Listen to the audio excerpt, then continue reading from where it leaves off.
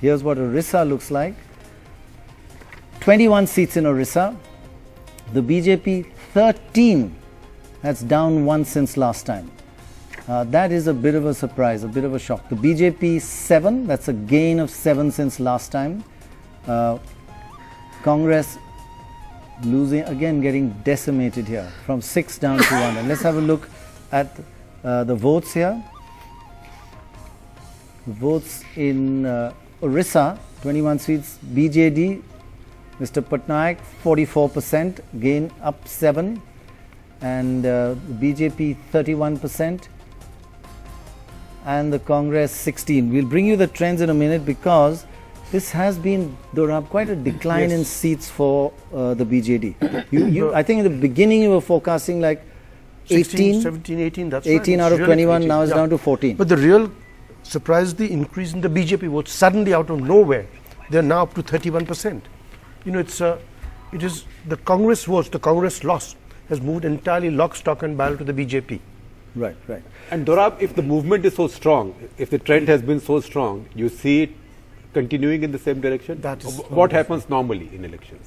The trend tends to continue as long as somebody doesn't make a big mistake. I think Arun Jaitley told us, you know, they're basically now, they've got the last 2 overs of a match, they've got 12 runs to make. They make singles, they don't have to hit a 6. Because you hit a 6, you get out. Well, they have to send Yuvraj to bat. They've got no chance. The assembly goes to the full same time. Yes, yes. Sudhindra, in these 4 states where the BJP has picked up in Chhattisgarh, Jharkhand and Orissa, does that surprise you? I mean, doing well in Chhattisgarh. What is most significant from the point of view of India's development is Jharkhand.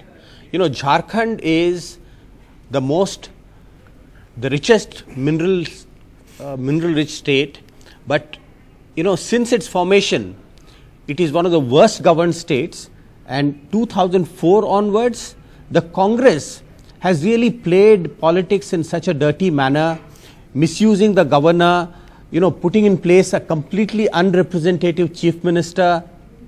So it has become a kind of a playground for both political corruption, financial corruption, and I think that the people of Jharkhand are now wanting to see a new beginning, and this very strong backing for the BJP is perhaps a reflection of their desire to see a strong government at the center helping Jharkhand to come up. Right. Ram, can I just bring in, get your views on West Bengal? I heard somebody said in a conversation that it's a one person, Mamata Banerjee has done this whole thing, and somebody said, no, it's not just one person. There's a second group that's helped her. So, the other person said, who's that second group? Well, the CPM leadership has helped her a lot, local leadership, because they've not fought back. It's like people saying the Congress leadership has helped Modi, not fought back. What has happened to the local Bengal leadership? I think it has a long way to go before it rebuilds from the ground up.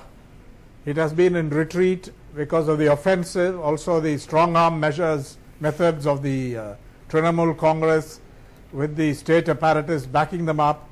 So it's going to take quite a while for the state leadership and the local leadership to develop the capabilities to fight back. But that is understandable for a party and movement that has been in the saddle for such a long time. So it's a question of time. Already there are some signs of disillusionment, disenchantment with the ways of the Trinamool Congress in government. Local issues have been raised up, students have raised it, but I think it's going to take a while before the impact is to be felt. Of course, much depends on the quality of the leadership and who comes to the fore, but right now do you think it is do you think it needs a new, fresh, young, aggressive leadership? Sorry, I couldn't hear that properly. Sorry, do you think the left in Bengal needs a new, fresh, young, aggressive leadership? Or the same leaders have to find themselves and fight back? No, it's an aging leadership. There are some veterans who are still active, but I think there is a clear need for the left and particularly the CPIM organization to find a new leadership which is imaginative and is capable of rebuilding. There's no question that that is the requirement for the left, yes. I think that's a big decision. It's going to take a while. I just wanted to ask you, Chari, about Odisha. Just your quick comments on that. Let's have a look at the trend in Odisha. What has happened since February, March, April. If we look at Odisha, this is what it looks like. We look in the Lok Sabha, the BJD had got 14, the Congress 6 out of 21, the BJP nil. In February, the BJD had gone to 17. The campaign hadn't really started. The Congress had fallen to 3 and the BJP just about creeping up to 1. Then in March, BJP still not picking up, more or less 0. The BJD going up to 18 and the Congress remaining at 3. Not very happy with that, I'm sure. But now look at what happened in this poll and it's very, very clear. The BJD has dropped from 18 to 13, 5 seats in 1 month. And the BJP has gained those 5 plus 2 from the Congress. Basically, a lot of this has been Congress vote shifting to the BJP and some of it the BJD vote. But mainly the Congress vote shift. The Congress is just now, the ground is falling away from under it. And the BJP, that's 0 to 7 in 1 month is unusual in an election. It's phenomenal. Yeah, it's phenomenal. It's actually what has happened is the Congress never gave up. I mean, like they never put up a show that they are very serious contender for any seat in Odisha because they don't have a local leadership, and none of in these 2 months, no major campaign was undertaken in the Congress camp in Odisha.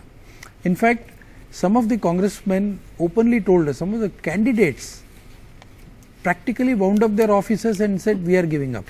This was the situation. It's very bad to say this about any other political party. We should not be saying it. But it was really bad. I mean, we would have really expected if the Congress had taken up on BJD, and if they had affected BJD. There are some constituencies where BJD is very strong and BJP cannot really get into those constituencies except the Congress. But Congress doesn't have local leadership, Congress doesn't have a will to fight. And this situation, of course, as a political party, we are expected to exploit this situation. So Narendra Modi addressed 4 meetings there in quick succession, and that changed the table for us. I think another campaign, one more campaign there. Again, I should mention that this may not be a reflection of the state assembly elections, which are going simultaneously. And it's very clear that people do vote very differently. In fact, if you compare Bihar and Odisha, it wouldn't surprise me if both Naveen Patnaik and Nitish maintain a solid lead in the as state. far as the state assembly election is concerned. It's Of clear course, here. Nitish is much later. Right. This is of course. Yeah, simultaneous. this is simultaneously. But in terms of whatever Yeah, surveys yeah, are showing. yeah. But the implosion of the Congress vote. Yes. And adding to that BJP's residual percentage in any case, I think has put BJP in a position to actually win seats that even the Congress was not in a position to take from the Pranay, BJP. if you were in Odia today, what would you think of the Congress? That 15 years back, we got rid of JB Patnaik, right? We hated him. We've been voting against him. For 15 years, Congress hasn't given us another leader. And where is JB Patnaik? He's relaxing in a Raj Bhavan, right? It's not as if he's been punished. He's in Assam. I'd even forgotten. Only traveling in Assam, I checked who's the governor, Mr. Patnaik. Never say die. So, on the other hand, Congress has seen in Odisha to have misused the powers of the central government in an unconstitutional manner to block all industrial development in Odisha. It may be true, it may be false, but in politics, perceptions matter. And that perception, the Congress party has done nothing to counter that perception. In fact, Congress party has tried to ride that perception to get more votes. That tells you how far removed the Congress party's strategists or the Chanakyas today are from the reality of this new India.